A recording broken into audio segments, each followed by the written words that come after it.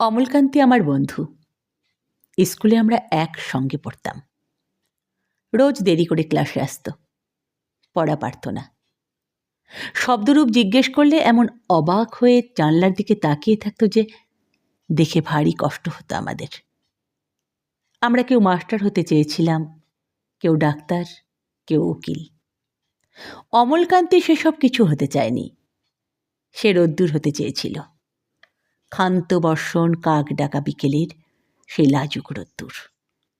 জাম আর জামরুলের পাতায় যা নাকি অল্প একটু হাসির মতন লেগে থাকে। আমরা কেউ মাস্টার হয়েছি, কেউ ডাক্তার, কেউ উকিল। অমলকান্তি রোদ্দুর হতে পারেনি। সে এখন অন্ধকার একটা ছাপাখানায় কাজ করে। মাঝে মাঝে আমার সঙ্গে দেখা করতে আসে, চা খায়, এটা ওটা গল্প করে, তারপর বলে উঠি তাহলে। আমি ওকে দরজা পর্যন্ত এগিয়ে দিয়ে আসি। আমাদের মধ্যে যে এখন মাস্টারি করে, অনায়াসে সে ডাক্তার হতে পারত। যে ডাক্তার হতে চেয়েছিল, উকিল হলে তার এমন কিছু ক্ষতি হতো না।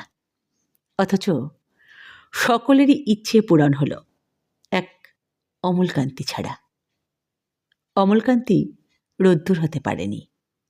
সেই অমলকান্তি রোদ্দুরের কথা ভাবতে ভাবতে ভাবতে ভাবতে যে একদিন রোদ্দুর হয়ে যেতে চেয়েছিল।